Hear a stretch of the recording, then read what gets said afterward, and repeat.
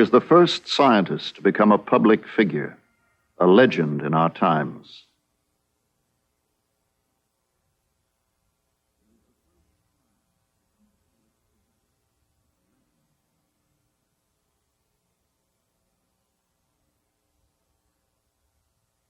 The realities of 20th century science, its power, are linked with Einstein's image. It followed from the special theory of relativity that mass and energy are but different manifestations of the same thing, a somewhat unfamiliar conception for the average mind. Furthermore, the equation E is equal mc squared, in which energy is thought equal to mass multiplied with the square of the velocity of light, showed that very small amount of mass may be converted into a very large amount of energy, and vice versa. The mass and energy were in fact equivalent, according to the formula mentioned above. This was demonstrated by Cockcroft and Walton in 1932 experimentally. The world of experience and the narrowness of consciousness bring about a sort of atomizing of the life of every human being. In a man of my type, the mind disengages itself from the momentary and merely personal and turns toward the mental grasp of things. 1905. In Europe, there is peace and stability. Europeans are comfortable and secure in their well-ordered life, confident in their ideas and ideals. A sense of progress and power is part of the way of life. Previous generations have given them a revolution in coal, steel, steam power. Now there is a further revolution. Electricity is completing the transition from the medieval to the modern world.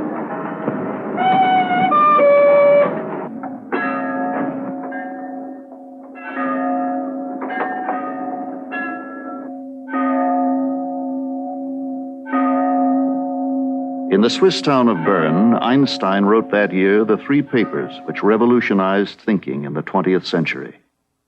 He worked in a patent office, technical expert, 3rd class.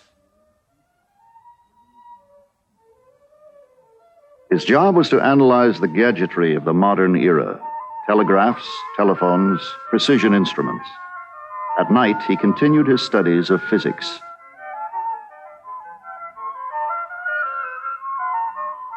An outsider, he began to reshape scientific thinking. Who was he? These are the photographs of his youth.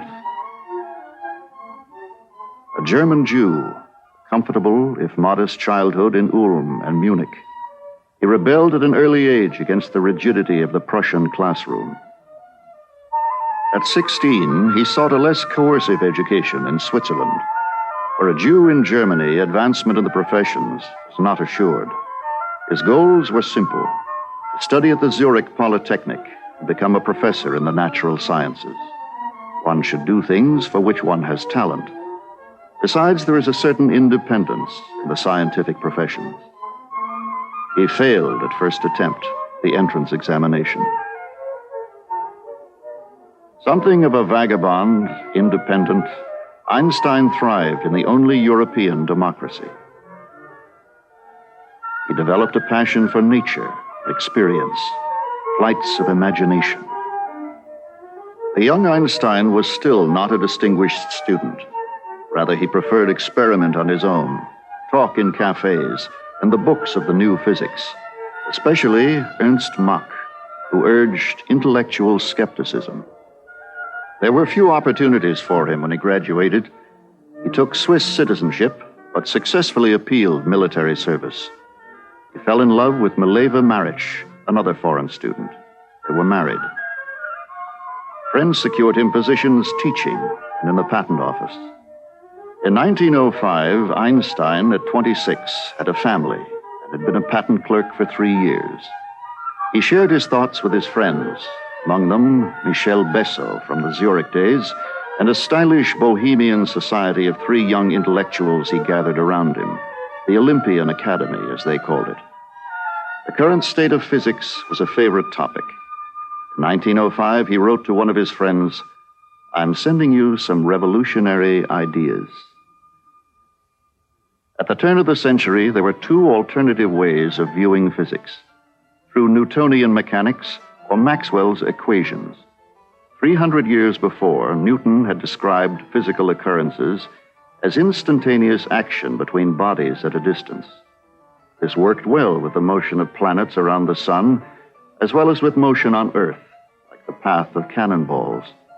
But there were other kinds of physical occurrences which Newtonian mechanics could not explain well: magnetism, electricity, and optics. Maxwell described these electromagnetic phenomena as moving like ripples on a pond, only faster at the speed of light. Interaction takes time. This scheme was embodied in Maxwell's equations. By 1900, there were two competing research efforts to reduce the world to one or the other system. Maxwell's view was particularly successful. People thought that was the right direction. But Einstein had seen crises where others were confident. Historian of science Arthur I. Miller. Einstein viewed physics differently, in particular because of a thought experiment which he conceived of in 1895. It concerned an observer on a cart moving along and who was capable of doing any sort of experiment, for example, measuring the velocity of light. The Maxwell theory predicted that the result for the velocity of light that the observer obtains should depend upon how fast the cart is moving. However, this was contradicted by certain experimental evidence. Einstein's intuition asserted that the result which the observer obtained should not at all depend upon how fast the cart is moving. Many physicists at the time proposed reasons for the lack of any effect of the cart on the measured velocity of light, which they tacked on to the Maxwell theory. Einstein, on the other hand, moved in a different direction. He cut through this situation by raising to a law of physics that the velocity of light is always the same and is independent of the motion of the source.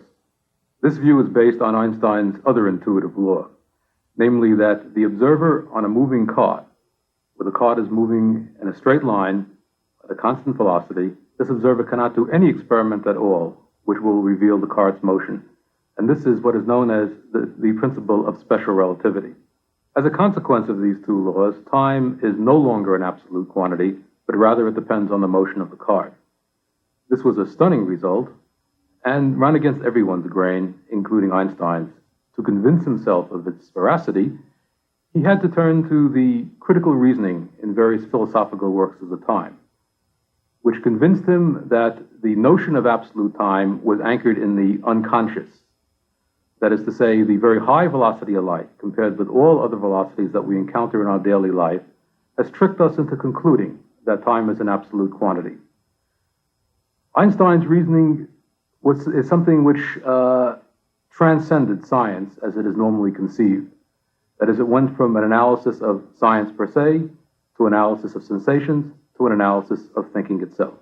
Einstein soon realized his paper contained a thought which transcended relativity itself, the equivalence of mass and energy, the well-known E equals mc squared. Overall, Einstein's approach had been to accept principles justified by experience from Maxwell's and Newton's systems, but reject the idea that all of physics could be described by only one of them. With the speed of light established as a constant, Newton's mechanics was ruled out as the supreme system. Maxwell's systems were adequately reinterpreted, but this revision only lasted a few years. The German physicist Max Planck had discovered that some types of light radiation did not correspond to Maxwell's wave scheme, and Einstein himself demonstrated that it was useful to think of light not as waves, but as discrete particles, quanta. He remained a patent clerk for 4 more years. Then finally came recognition and employment as an academic. In 1911, he was invited to a major conference for his work on light quanta. The Solvay Conference was an expression of the era of international science. Madame Curie, radioactivity. Poincaré, who nearly expressed relativity. Lorentz, the electron. Rutherford, the atom. But it was the young who were creating the theoretical framework, especially Einstein and the Dane Niels Bohr, who was formulating a new model of the atom. Einstein now had obtained some security, a chair in physics at the German university in Prague. The university is near the old Jewish cemetery. Here, the images of Jewry were strong. It was a reminder of the role of the Jew in European civilization. Civil servants were required to have a religion. Einstein wrote on the state questionnaire, Mosaic. Prague was a time of crisis for him. Marriage with Mileva was failing.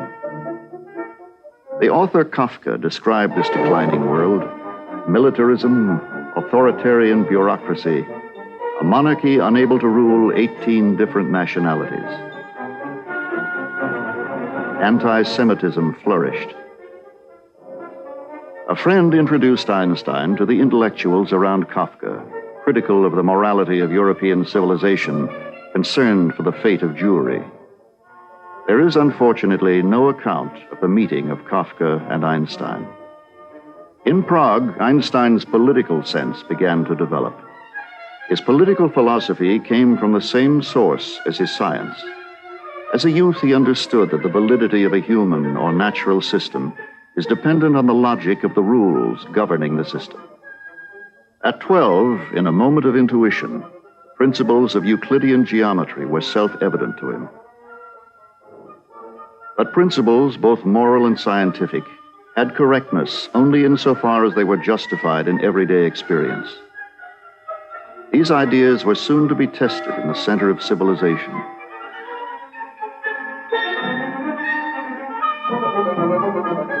He had left Prague in 1912, returned to Zurich. Then came Berlin.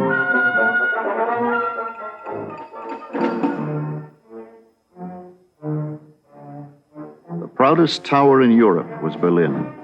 Its monuments were testaments to its victories. Its streets, the triumphs of 19th century civilization. No other nation had so well ordered its social energies and ideas.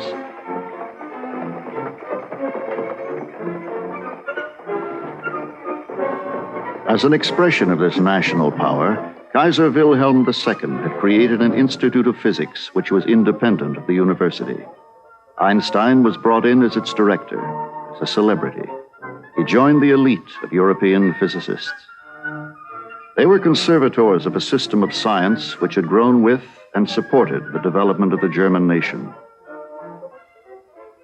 Out of the laboratories and the seminars of the universities came the ideas for petrochemicals, electricity, military technology, which had created the industrial and military power of Germany. Explosion in knowledge was in turn protected by the military.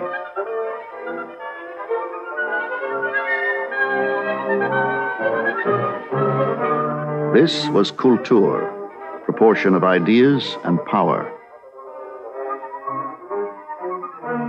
5 months after Einstein came to Berlin, the war happened. 93 German intellectuals immediately delivered a manifesto to the world. They urged faith in German militarism as the protector of civilization, and of the German nation that holds the legacy of Goethe, Beethoven, and Kant no less than hearth and home. Another manifesto followed, signed by 4 academics. Einstein shared in the writing of this document. Suddenly, instinctively, Einstein emerged as a pacifist on the European scene. Never before has any war so completely disrupted cultural cooperation. Technology and communication suggest the need for international relations, which will move steadily toward a universal civilization. The scientist Georg Nicolai, who organized the manifesto, was not a Swiss citizen like Einstein. He went to jail. During the war, Einstein remained in touch with European intellectuals, among them Romain Rolland, on the subject of peace. German scientists, to Einstein's dismay, put their knowledge to work. It was the same everywhere in Europe. His friend Fritz Haber developed nitrates for gunpowder. Walter Nernst helped develop mustard gas. Trappings of war became everyday surroundings. More heroes, more soldiers on the street. Einstein faded into the German home front. There was a second marriage. Through relatives, he had met his cousin Elsa, a good-natured woman. She looked out for him. He settled into the routine of a Berlin teacher, pursued his science. The war ended in 1918 with an outburst of revolution. The world around Einstein changed abruptly. A democratic republic was proclaimed by the socialists, the Weimar Republic. Einstein took on a new role, not unanticipated, representing the university during the revolutionary days. And when the victors blockaded Germany, he sought to plead with them on behalf of the famished population. The Germans were the outcasts of Europe. At Versailles, the leaders of the Republic acknowledged war guilt, but were forced to accept a treaty with reparations.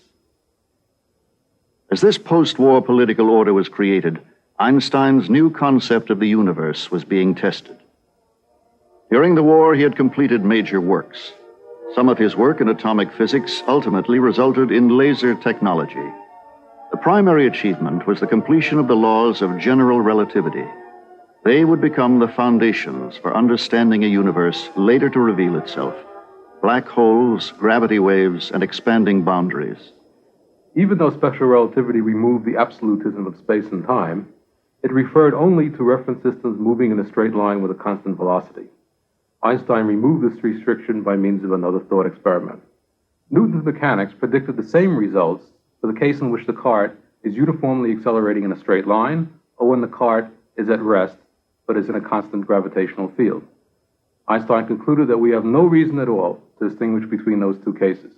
For example, if you're in an elevator accelerating upwards, your briefcase feels heavier. But you could also consider yourself to be at rest, but in a gravitational field which is more intense than the one you would be in if you were standing on the Earth.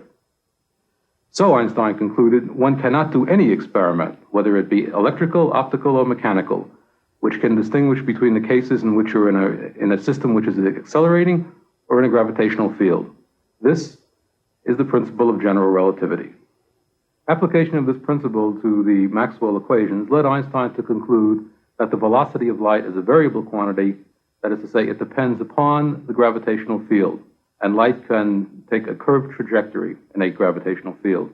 Another consequence was that measuring rods could be so severely distorted in gravitational fields that the concept of distance is very difficult to define. What Einstein ended up with was a mathematical formulation of curved space-time, in which the curvature of space is determined by gravitational field. Since fields result from matter, therefore it is matter that causes the curvature of space. General relativity predicted the curvature of light near massive bodies. An English expedition organized by Eddington in 1919 and a later American expedition tested this prediction during the eclipses. Had Einstein been wrong, there would have been no bending of the starlight. The observed deflection was within acceptable limits of prediction. The event made news, and the myth quickly emerged. Einstein was now a world celebrity. To the popular mind of the jazz age, he was the founder of a modern way of thinking. It's all relative. The familiar images of the world traveler began to take shape.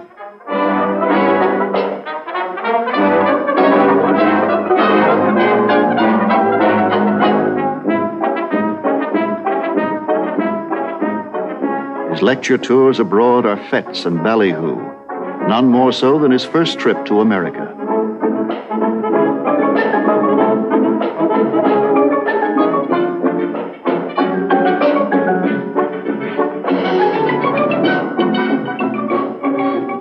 But there are serious purposes.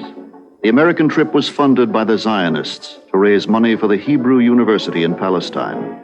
It was an emotional occasion when he inaugurated the university the following year.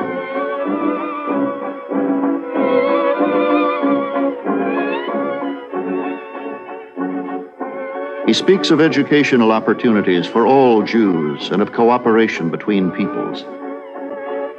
On the international scene, he worked with scientists such as Madame Curie and a League of Nations committee to restore the international communication of science and ideas. But order in post-war Europe was built on weak foundations. The League Committee was hindered by French and German antagonism.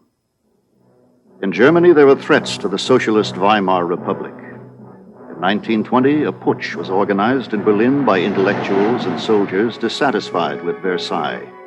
Much of the violence was near Einstein's house. The right was emerging in the post-war world. Even though the putsch failed, the coalition extended into the academic world. Groups associated with it singled out Einstein and relativity for attack. Among the leaders was Philippe Lenard, a Nobel Prize winner. The anti-relativity group organized a public meeting. Einstein was present to hear relativity denounced as Jewish and hostile to the German spirit. In the nationalist revival, anti-Semitism was a force. Einstein is a rebel, internationalist, Jew. Lenard was extreme among academics, but there had already been in the academic world a sense of opposition to the Republic. Many felt themselves the embodiment of the traditional culture. There were still old friends, Planck, von Lau, Haber. But Einstein is the outsider. The Gumbel affair focused his alienation. Emil Gumbel, a young scientist, was denied promotion because he exposed assassination attempts on Weimar officials. When Gumbel sued, Einstein supported his civil liberties. For this, he was censured by his colleagues. There was a crisis in democracy in Weimar. Einstein was identified with its preservation. His political beliefs, like those of this socialist election film, envisioned the state as a rational social order, ensuring an education based on reason, planning technology, providing employment and material security. The goal of the state was the development of personality. The Einstein Observatory at Potsdam expressed this ideal: experiment, but order, reason, the humanity of technology. In contrast to the monuments of nearby Berlin, it was designed to reflect the rhythms of Einstein's universe. Simplicity was the way of the man himself at Kaput, his house in the lake area outside Berlin. He was followed here by politicians and academics, like the American physicist who took these home movies. But here he could sail, think, lounge with friends. The informality became part of the legend.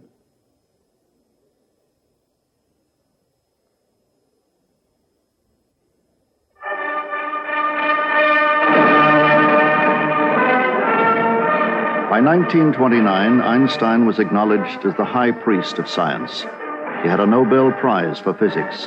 He was the embodiment of European civilization. 5 years before, the Sorbonne had snubbed him as representative of German culture. Now it accorded him its highest honors.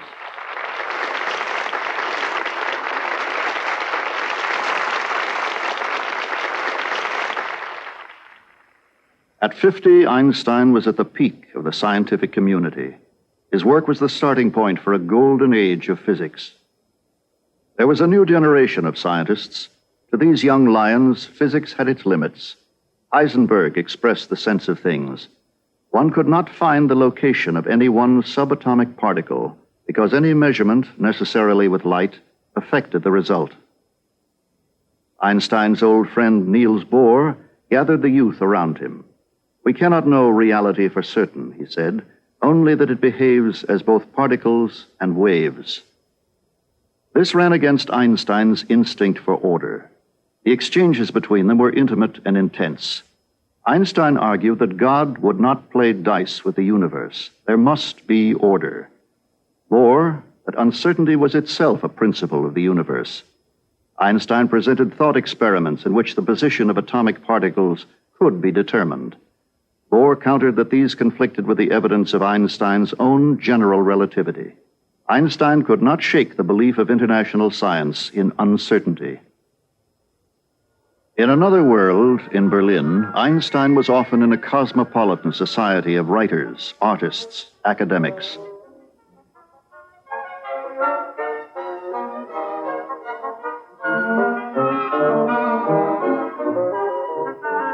Supporters of Weimar democracy, they shared also Einstein's internationalist and pacifist views. Einstein was among their leading advocates. Geneva, the League of Nations, was the center of this society. A European outlook flourished around League programs for disarmament, extending from the far left in France to the heart of the English establishment.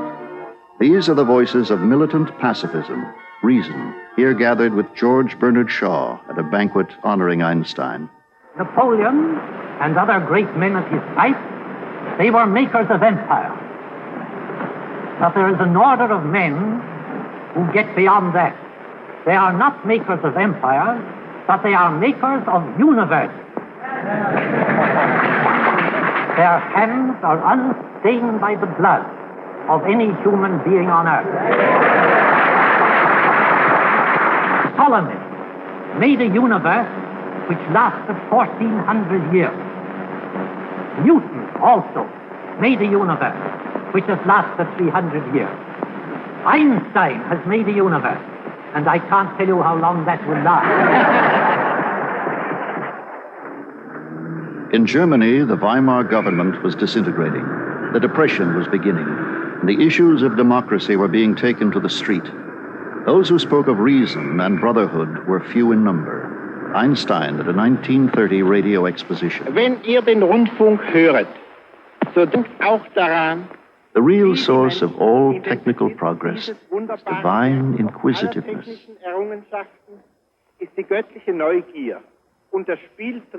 And the instinct for play, the constructing and pondering researcher. And, no less, the constructive imagination of the technical inventor. The technicians not only ease the daily work of humans, but also make available the works of the finest thinkers and artists to the general public, whose enjoyment only a short time ago was a privilege of the great, and thus awaken the peoples from a sleepy stupor. That same year in 1930, Einstein made the first of 3 annual visits to America. His humanity was quickly projected to the public in newsreels such as this. In the greatest city of the world. I'm delighted. I'm delighted. What do you think of prohibition, Professor? Ich trinke nicht, also ist mir das ganz gleich. He doesn't drink at all, so he is not interested in this question. Professor, freut es Sie hier in Amerika wieder zu sein? Wenn ich Sie sehe, sicher.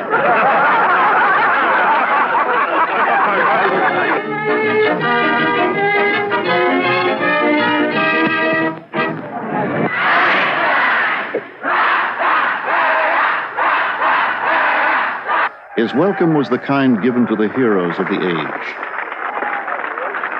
He looked like Chaplin, and he had brains. Stanley, what did you think of the reception?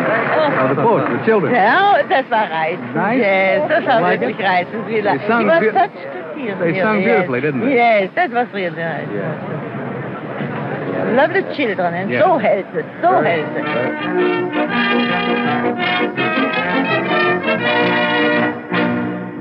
Durch den überaus herzlichen Empfang, den Sie mir hier bereitet haben. He was brought to the California Institute of Technology by the Chancellor, Robert Millikan, to work with Europeans and Americans on new theories of the expanding universe. Mount Wilson Observatory was the center of their work. When he arrived, American physics was at a turning point. American science had an inclination toward big equipment and experiment. Since 1900, private funding agencies had been plowing millions into a dozen elite institutions. Now, out of this funding of best science, as it was called, Americans were emerging in the vanguard of world physics. The Nobel laureate Millikan himself, who had measured the charge of the electron. Harold Urey of Chicago, who discovered deuterium.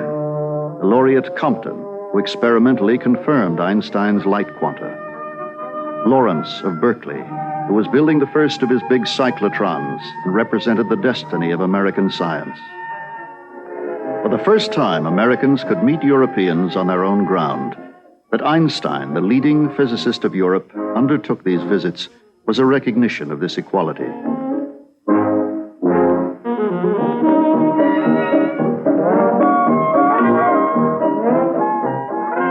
there were other reasons. On the university scene, Einstein, adroit and charming, was a useful symbol for the promise of American physics.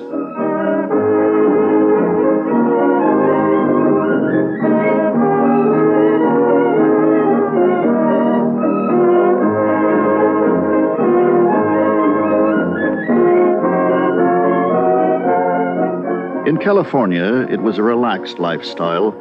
Einstein was at home in it, but irrepressible. He stood out among scientists with his independent views on man and society. He went his own way. Just arrived in 1930, he called for full disarmament, suggested that if 2% of the military refused to serve, disarmament would follow. Each visit was a platform for internationalism, socialism, civil rights, and disarmament. The public tolerated it all. A legend was growing around him.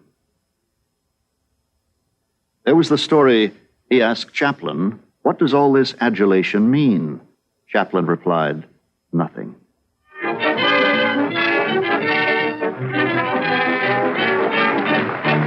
But Einstein had learned how to use his public images with effect. Behind the scenes, academic politics were at play. When he left in 1932, Caltech, Oxford in England, Princeton were all courting him with permanent appointments. Einstein was undecided. Events were soon to force the issue. The leaders of Europe had debated disarmament for 3 years, hoping to spend less on arms and relieve the depression. It was a last chance for the League of Nations. We believe that progressive disarmament will not only relieve the burdens now pressing so heavily upon the backs of our taxpayers, but progressive disarmament will make us more secure in international peace. Einstein was outraged. This is not a comedy. It is the greatest tragedy of modern times, despite the cap and bells and buffoonery. We should be standing on rooftops denouncing this as a travesty. If you want peace, we shall ask the workers to refuse to manufacture and transport military weapons, and to refuse to serve in the military. Governments could go on talking from now to doomsday. We must prevent the destruction of Western civilization. That summer in Berlin saw the last days of a culture that had bridged the 19th and 20th centuries. To those born before the Great War, there was the security of the things from out of their past. The atmosphere of gracious ideas, the civilized ways. It seemed comfort enough against the future.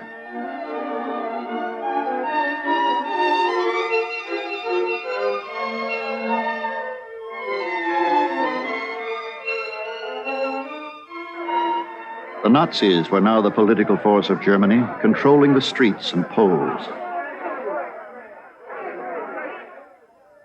That summer, Einstein finally agreed to spend part of each year at a new institute for research at Princeton.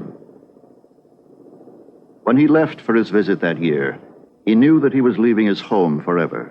He called himself a bird of passage.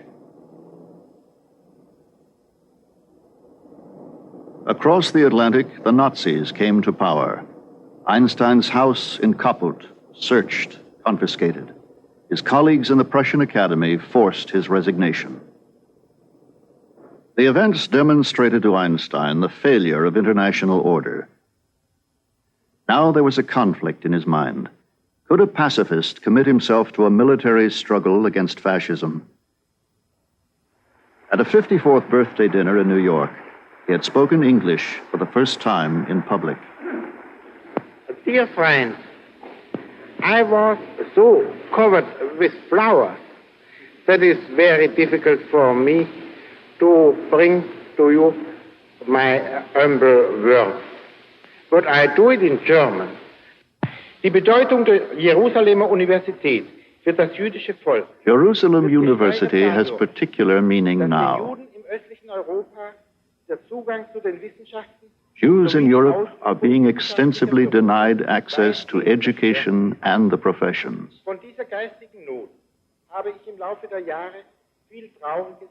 Over the years, I have read and heard much of this sorrow. It is not easy to say where the western boundaries of Europe are to be found. Einstein made one more trip to England that summer. He went into seclusion. The Nazis put a price on his head. In London, he made a last speech to Europeans before he left for Princeton. His personal despair for mankind was apparent. I am glad that you have me given the opportunity of expressing to you here my deep sense of gratitude as a man, as a good European, and as a Jew. I should like to give expression to an idea which occurred to me recently. Man, like every other animal, is passive by nature. Unless goaded by circumstance, he scarcely takes the trouble to reflect upon his condition and tends to behave as mechanically as an automaton. As a child and a young man, I passed through such a phase. One thought only of the trivialities of one's personal existence, strove to talk and act like one's fellow. There are forces at work which seek to destroy the European heritage of freedom, tolerance, and human dignity. Fascism, nationalism, militarism, and communism, while constituting diverse political institutions, all lead to the subjugation and enslavement of the individual by the state and put an end to tolerance and personal liberty. Individualism, recognized basis of European civilization, is more seriously threatened by the military organization of countries than anything else. But war is not a parlor game to be played according to definite rules. In London, Einstein also had spoken about places, even in our modern society, where the creative mind could pursue pure thinking. The Institute for Advanced Studies became that place for the remainder of his life. Here he continued a lonely search for a unified field theory, one which would link the physics of particles with the physics of space. A hallmark of Newtonian particle theories was action at a distance. However, this did not suit Einstein because theories of action at a distance, he felt, could not describe the raw experience of daily life. Because occurrences in the world in which we live occur not by action at a distance, but by touch. And since in Einstein's view, science is a development of pre-scientific thought, then the best scientific theory is a field theory. However, neither special nor general relativity theory remove the disturbing dualism of particle and field. That is, both particles and fields existed side by side. So it was natural that Einstein's next step after the general relativity theory was to attempt formulating a unified field theory, which could describe the electromagnetic and the gravitational field, and out of which particles would emerge as knots in space-time.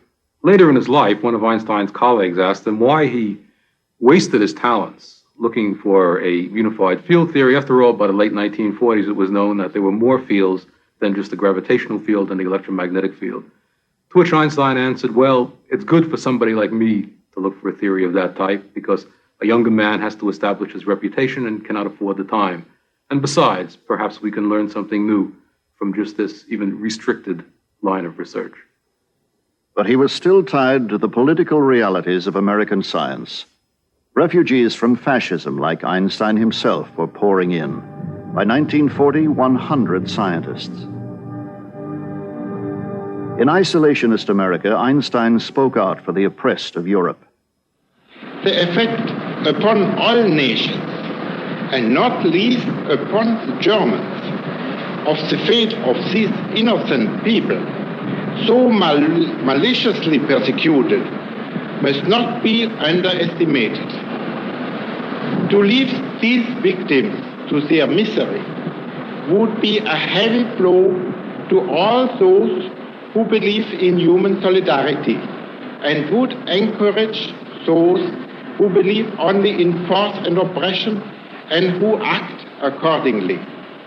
The refugee scientists could not easily find jobs. Funding had dried up in the Depression, with the argument that science should be used for social engineering, not for proving relativity. Big physics and technology still attracted some money, such as the Palomar telescope. Scientists like Millikan lobbied hard, arguing that the natural sciences would pay off in the end. Frustrated, Millikan approached the army for help. Einstein, who was actively opposing Franco in Spain, was sympathetic. There was a common cause and argument: the defeat of the Nazis. The New York World's Fair of 1939 was a showcase for the promise of science and technology. Although the government had not yet seen the light, the public was fascinated with the world of the future, the possibility of atomic power. Einstein was there to dedicate the Jewish pavilion, appealing again for aid for refugees. A war was beginning in Europe. Drama of equal magnitude was taking place in a laboratory in Berlin. Hahn and Strassmann in Berlin had discovered that the splitting of the atom released a tremendous energy. An atomic bomb might be possible. Their findings were rushed into print in early 1939. What happened then is one of the first legends of the atomic age, here reenacted after the war by the scientists themselves. The news was rushed to a physics conference in Washington. Leo Szilard, another refugee, brought the information personally to Einstein, along with a draft letter to the president. They told Roosevelt that an atomic bomb was feasible for both the United States and Hitler. Links should be built between the government and American physics, they wrote. The government should fund a research effort. This was Einstein's last direct contact with the Manhattan Project, the building of the bomb. The irony was bitter for Einstein, the pacifist. 6,000 was invested by the government initially. By 1945, nearly $2 billion. The effort involved the physics community as a whole, including the elite theorists who had come to America as refugees. During the war, he worked with the Navy on explosives. He was approached about a problem relevant to the bomb. But when he sought more information, the files indicate that his history prevented him being given every confidence, a security risk. A new and powerful relationship between science and government was emerging. The development of science and creative activities requires freedom, independence of thought from the restrictions of authoritarian and social prejudices. Theoretically, there is no authority whose decisions and statements can claim to be the truth. Is that time forever past, when, aroused by his inner freedom and the independence of his thinking and his work, the scientist had the opportunity of enlightening and enriching the lives of his fellow human beings? Has he not forgotten about his responsibility and dignity as a scientist? As the possibility of the bomb became a reality in early 1945, scientists at Los Alamos and Oak Ridge began to express doubts about its uses. In June, the Frank Report warned that if the bomb were used on Japan, international control afterwards would be impossible. An arms race inevitably would follow. But the bomb was dropped. National interests prevailed. The atomic bomb is too dangerous to be loose in a lawless world. That is why Great Britain, Canada, and the United States, who have the secret of its production, do not intend to reveal the secret until means have been found to control the bomb so as to protect ourselves and the rest of the world from the danger of total destruction. I shall ask Congress to cooperate to the end that its production and use be controlled and that its power be made an overwhelming influence toward world peace. Many scientists saw world peace as springing from a free exchange of information, the old ideal of international science. They began a program of public education and political lobbying. The proposed atomic legislation would have put nuclear development in the hands of the military under rigid security. The War Department will always have a vital interest in the use of atomic energy for military purposes. Despite the efforts of the military, represented by General Groves, head of the Manhattan Project, the scientists helped defeat the bill. A compromise, the McMahon Bill, created a civilian atomic energy commission composed of government, the scientists, and the military. A new group was formed, the Emergency Committee of Atomic Scientists, with Einstein as chairman. Once again, they appealed for direct international control of atomic power and launched a program of public education. Einstein was more militant than others. In the winter of 1945, he had outlined what was to be his position over the coming years: world government and supranational authority over the military. He argued for freedom of scientific research, and in the Atlantic Monthly article, remained skeptical of the potential of atomic energy. To give any estimate of when atomic energy can be applied to constructive purposes is impossible. What now is known is only how to use a fairly large quantity of uranium. The use of quantities sufficiently small to operate, say, in a car or an airplane, is as yet impossible. So, though the release of atomic energy can be, and no doubt will be, a great boon to mankind, that may not be for some time. An American plan was proposed for international control of materials, but the United States to retain vital information on atomic bombs. Einstein's committee rejected it. And as the Russians were considering the plan, the first post-war test at Bikini took place. Now the Soviets vetoed the plan. Cold War politics had taken over. The crusade of the scientists had failed. In Washington, there was increasing concern for secrecy. America clashed with the Soviet Union over Eastern Europe. There was espionage, rumors of espionage. The House Un-American Activities Committee investigated American loyalties.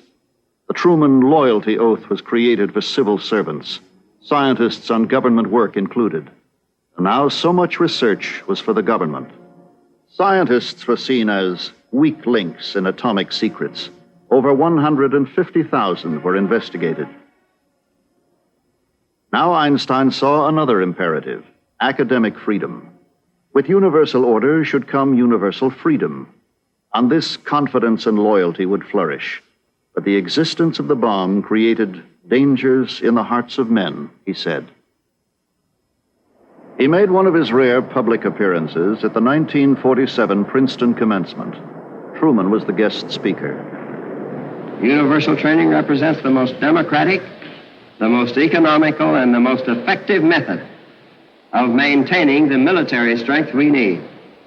It is the only way that such strength can be achieved without imposing a ruinous burden on our economy through the maintenance of a large standing armed force. We must remember above all that these young men would be training in order not to win a war, but in order to prevent one. The Cold War escalated.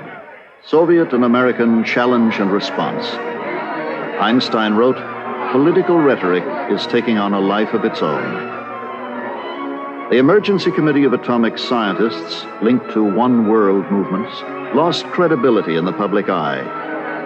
Magic of the atomic scientist was tarnished. For some elite scientists, such as Niels Bohr, international ideals were preserved through UNESCO with its programs for international development of atomic power.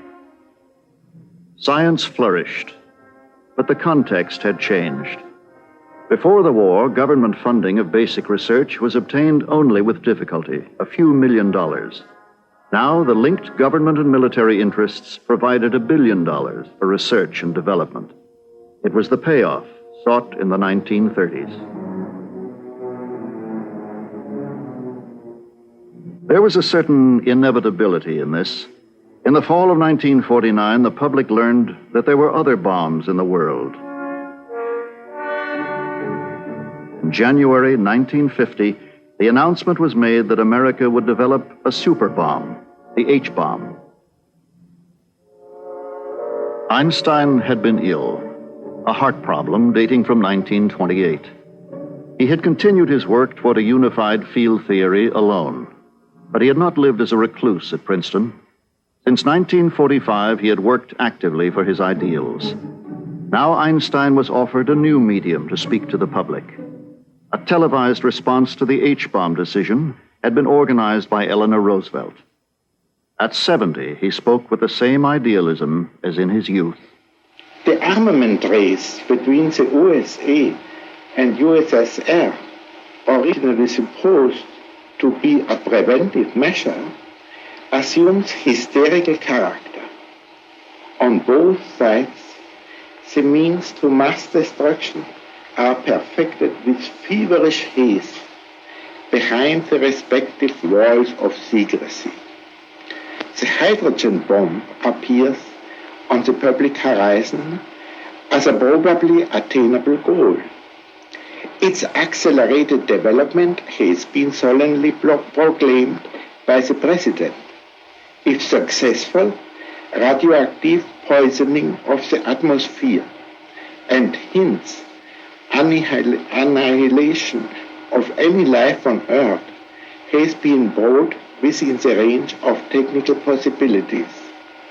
The ghost-like character of this development lies in its apparently compulsory trend. Every step appears as the unavoidable consequence of the preceding one. In the end, there beacons more and more clearly general annihilation. Is there any way out of this impasse created by man himself?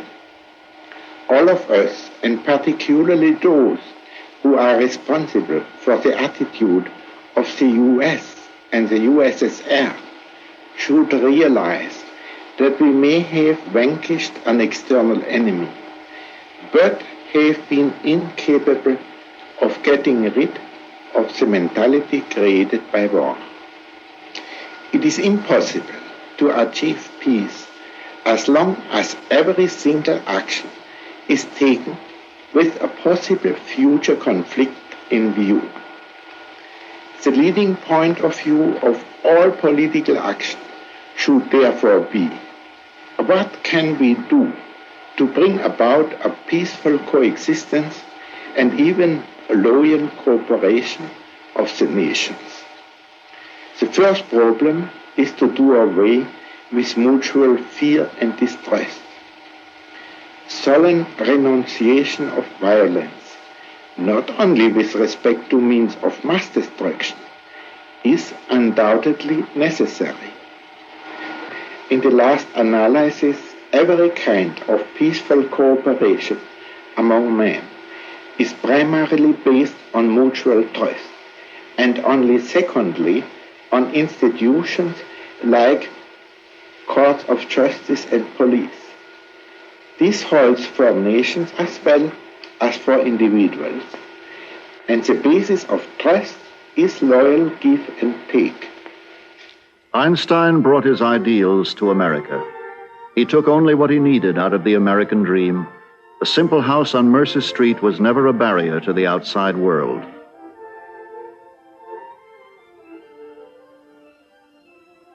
Over the years, the public somehow accepted two Einsteins. One was the advocate of unpopular causes. The other, here offered the presidency of Israel, the most famous living scientist. In 1954, an amateur astronomer, Zvi Gazari, visited Einstein. His 9-year-old son made these home movies. Einstein told him this story. When I was young, I wanted a telescope, but I've never been able to buy one, because then it would become commercialized. So Gazari built one for him. Einstein admired Gazari because he could not himself build one with his own hands. Yet on his work was built theories of the universe. All right, but can we all stand up then? We better One of his last public appearances was to dedicate the Albert Einstein Medical College in New York. I am grateful that Yeshiva University has honored me by using my name in connection with the new College of Medicine. There is a shortage of physicians in this country, and there are many young people able and eager to study medicine who, under present circumstances, are deprived of the opportunity to do so. Shortly before, his old friend from the Bern days, Besso, had died. Einstein wrote, "This death signifies nothing. For us believing physicists, the distinction between past, present, and future is only an illusion, even if a stubborn one." Einstein, would you look this way, please? That's it. And over here, Doctor, please. Thank you.